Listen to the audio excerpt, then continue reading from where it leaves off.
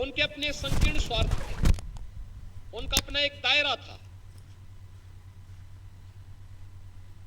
उनके लिए उत्तर प्रदेश भारत के विकास का ग्रोथ इंजन के रूप में अपने आप को प्रस्तुत कर सके,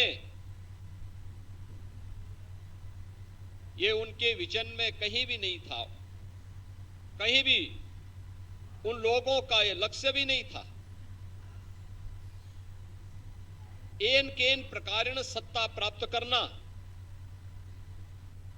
इसके लिए चाहे किसी भी हद तक जाकर के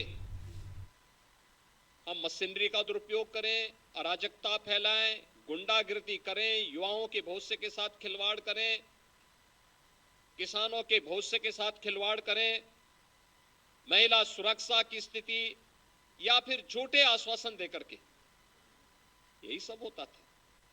और यही कारण था 2017 के पहले उत्तर प्रदेश के नागरिकों के सामने और खास तौर पर युवाओं के सामने पहचान का संकट था। देश के अंदर जाते थे, कहीं दुनिया के अंदर जाते थे, लोग उसे बड़ी बड़ी हे भरी निगाहों से देखते थे।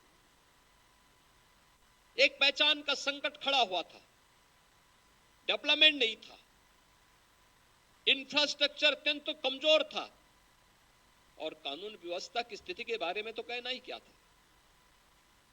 स्वाभाविक रूप से जब व्यक्ति ही सुरक्षित नहीं है तो पूंजी कहां से सुरक्षित होगी। महीनों महीनों कर्फ्यू रहता था, दंगे होते थे, पर्व और त्योहार जब किसी व्यापारी और किसी उद्यमी के लिए एक सीजन माना जाता है, उस समय जब दंगे शुरू हो जाएंगे तो फिर जब सीजन गया तो ऑफ सीजन में क्या उस व्यक्ति के लिए अवसर दिखता है।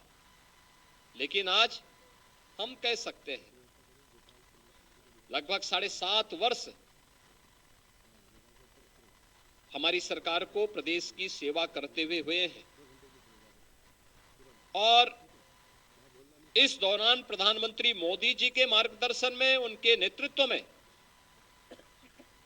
ईज ऑफ डूइंग बिजनेस का मामला हो या उत्तर प्रदेश के प्रत्येक नागरिक के लिए ईज ऑफ लिविंग के लक्ष्य को प्राप्त करने की दिशा में उठाए गए कदमों का, आपने देखा होगा कि हम लोग 27 सेक्टोरियल पॉलिसीज इस समय प्रदेश के अंदर लागू कर रहे हैं और जो इंसेंटिव भी वितरित हुए हैं,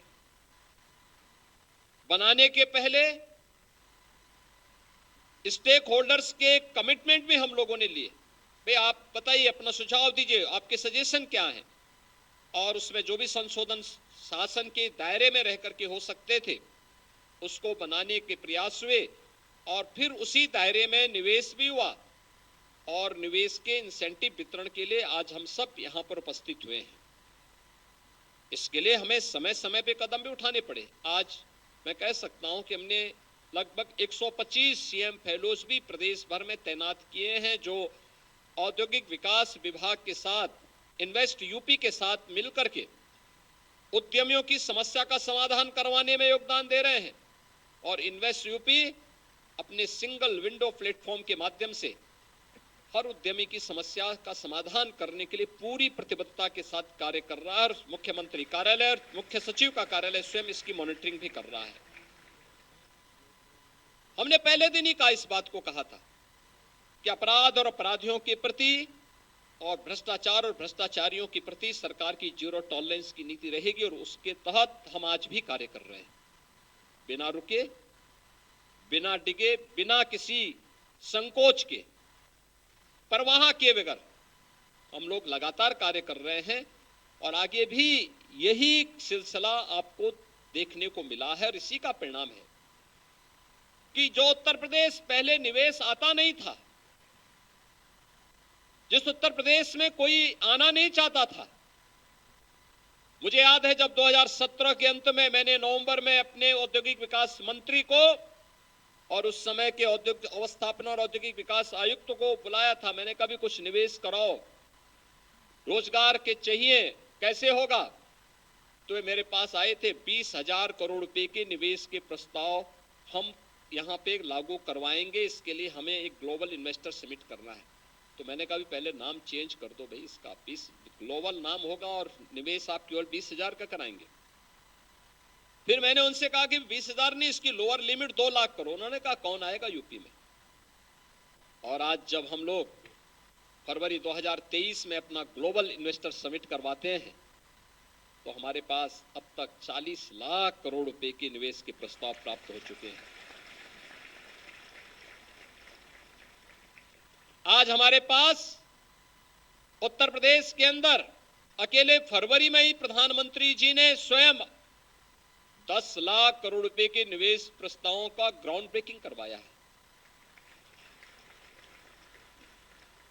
लाखों करोड़ रुपए के निवेश के प्रस्ताव जो ग्राउंड ब्रेकिंग हुए थे उनमें प्रोडक्शन प्रारंभ हुआ है, और जिनमें प्रोडक्शन प्रारंभ हुआ है उन्हीं के इंसेंटिव भी वितरित हो रहे हैं।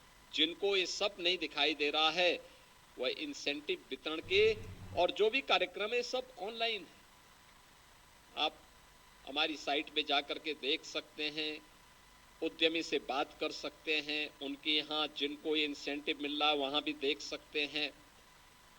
ये टेक्नोलॉजी का उपयोग किया गया है, लेकिन साथ साथ आपकी भी सहजता सरलता हो। लेकिन जो लोग इस पे हमेशा कोई ना कोई कमेंट करते हैं उन लोगों के लिए यह महत्वपूर्ण होगा कि वे देखें कि उनसे संभव नहीं था, हमने संभव करके दिखाया है। और वह जो असंभव था उस असंभव को संभव करने के परिणाम स्वरूप आज उत्तर प्रदेश भारत का इन्वेस्टमेंट का सबसे ड्रीम डेस्टिनेशन बना है। तो उसका रिजल्ट भी आज इस रूप